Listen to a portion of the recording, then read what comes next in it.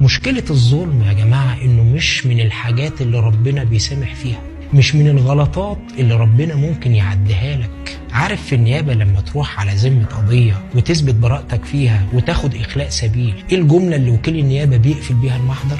واسألوني أنا بقى خريج حقوق. وكيل النيابة يا سيدي يقول لك يخلى سبيل المتهم ما لم يكن مطلوبا على ذمة قضايا أخرى. أنت كمان يوم القيامة حتى لو ربنا سبحانه وتعالى قرر يعفو عنك ويسامحك على كل غلطاتك في حقه، هيقول لك يخلى سبيلك بس بشرط ما تكونش مطلوب على ذمة قضايا أخرى، ما تكونش ظالم حد، مش هتمشي غير لما يسامحك أو ياخد حقه منك.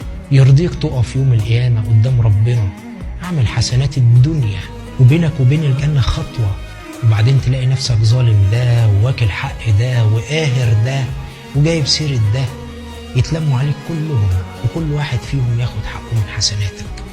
تخلص حسناتك يشيلوك من ذنوبهم، وفي الآخر تطلع خسران. في خيبة ممكن الإنسان يخيبها أكبر من كده، في جريمة ممكن يرتكبها الواحد في حق نفسه أكبر من إنه يشيل أكبر مادة في حياته عشان خطأ ساذج.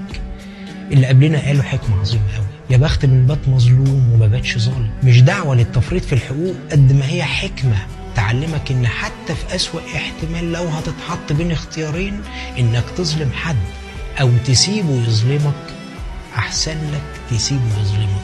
خلص حساباتك من دلوقتي